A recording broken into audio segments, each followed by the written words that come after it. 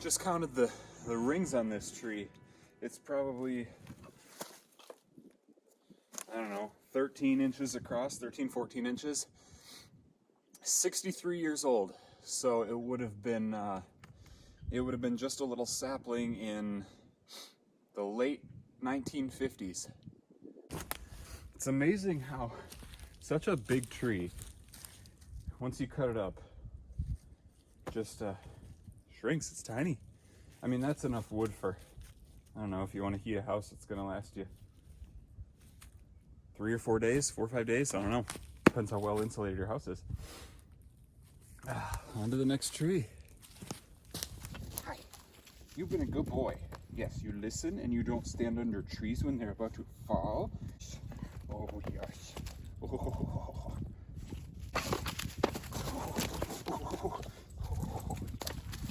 This is Copper.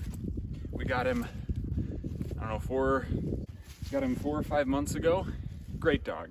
He can't heel at all when we're walking him. He's a good farm dog though. Right, don't do that. That's not ladylike. Oh.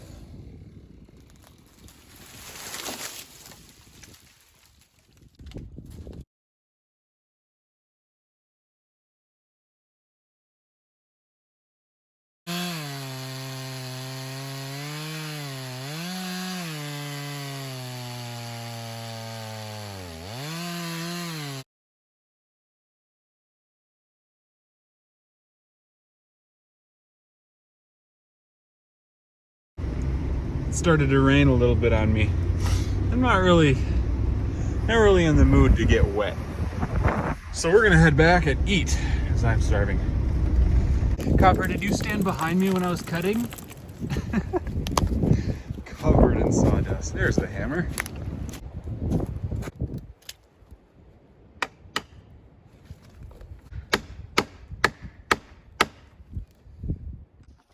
Ooh. I kind of boxed myself in a corner making brush piles because now it's hard to get around. Get more gas. Well, this is, I don't know, I started probably at about 7 a.m., 7:15 a.m., something like that. Got about 75 feet easily of brush. Maybe, I don't know, an average of 6 feet tall. It's definitely over my head for most of the way. But what I'm doing, this is gonna be the side of my orchard, right? So, there have been a number of studies done. Joel Wallach did a whole bunch of work on it, but he was given, I think it was like $30 million in the 70s to research the oldest living societies in the world. And he got to travel all over, you know, see a whole bunch of different people. And he found 3 things. 1, they grew their own food. 2, they didn't have electricity. I'm not giving that one up. And 3, they heated their homes with wood and dumped the wood ashes on their garden. And it's been found that wood ash is the highest concentration of minerals on the planet, because when you, obviously, trees mine from the earth minerals, obviously they need those to live, and they store it in their wood and their leaves. And when you burn it, you burn off all the oxygen and hydrogen that's in there, and you're left with carbon, manganese, molybdenum, all of the micronutrients, along with a whole bunch of phosphorus and the other 13 essential minerals for plant life. So what I'm doing is I'm on the side of my orchard here, and I'm burning as much of this brush as I can on the orchard, basically as a fertilizer. And later this summer, I'm gonna come through. There's a whole bunch of living trees that I'm trying to not cut down just yet.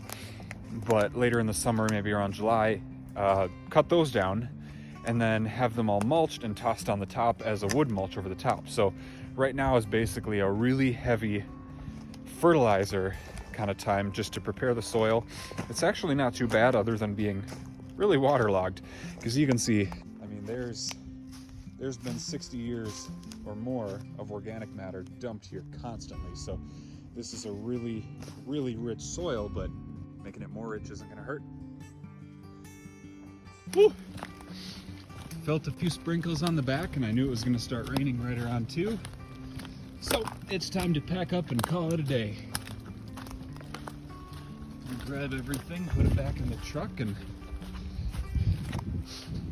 rest. My goodness, I put in 8 hours already.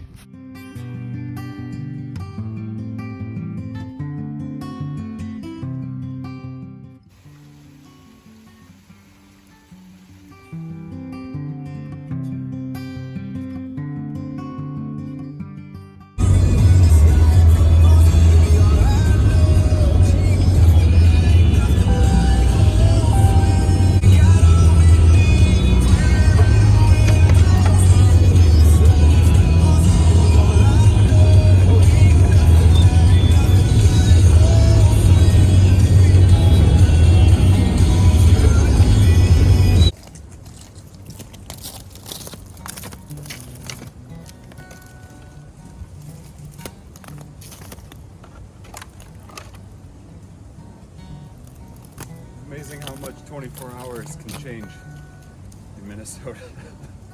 Yesterday I was in a t-shirt. Now it was warm. Now I'm wearing 4 layers. We'll see. We got a wonderful ice storm. It was rain, and then we got some weird hail. Turned into ice and put a thick layer of ice on everything. So it's beautiful. Looks good. Dangerous though. Dangerous. I'm gonna work a little bit more on some of these smaller trees today and get some of those out here. Get the path down to the south here so we can drive the truck up instead of walking through the thicket over on the other side. Brought Copper and Freckles, so they're gonna adventure around quite a bit today. They've been sprinting all across the yard, and I know Copper likes the companionship because his brother, who you haven't seen yet, doesn't like exploring very much.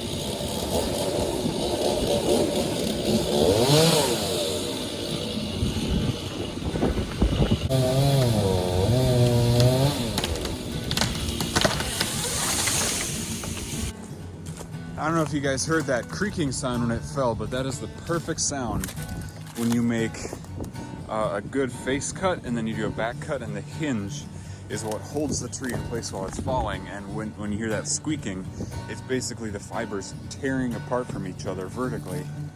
So it wasn't perfect. I wasn't far enough over here yet, but you can see the nice tear here was great, and it fell right in the brush pile. So I don't even have to move half this stuff. Sometimes you gotta think instead of working harder. Sweet. Whew. Oh, what a workout. Oh, Copper, are you thirsty? Yeah? Oh yes, I bet you are thirsty. Yup, climb onto my lap, no problem. Okay, no more licking. Okay, off. That was a productive weekend. Probably got another 1.5 quarts, 2 quarts cut. And I'm starting to be able to see the sky from where the orchard's at, so it'll be ready here in about a month to come through and rake up all the stuff. It's all frozen to the ground right now, so I can't move it. But it'll be ready to rake up and clean up the ground, and then we can come through here with the brush mower chop off all the little trees and keep the burdock and weeds down, so that when my trees get here, sometime at the end of April, beginning of May, they'll be ready to put in the ground and the orchard will be good. There's a lot more work to do, that's for sure. There's this little section that I've done in 2 weekends is probably about 15% of the whole yard. And there's a lot of big trees to come down too. These are, I mean, some of these are big trees, but most of them are pretty medium-sized. But by the time everything's said and done, we're gonna have 25 cords of firewood laying around. So we'll have campfires and heat for years to come. But that's a wrap for today. Gotta head back and plow for work. And I'm gonna make myself some nice chicken noodle soup and hot chocolate, because I'm hurting all over. There's a verse in the Bible that says, "It's good for a man to bear the yoke in his youth." And I just picture trying to do this kind of a thing when I'm 60. And I don't want to do that. So I'm doing it all when my body's still resilient. So when I'm 60, I can sit back in a rocking chair and just enjoy everything. Right, Cupper? Yeah. You're ready for a nap, aren't you? You've been running around all weekend. But another weekend in the books and a whole lot of progress made. There's lots to be done, but things are coming at a good rate. So we're signing off.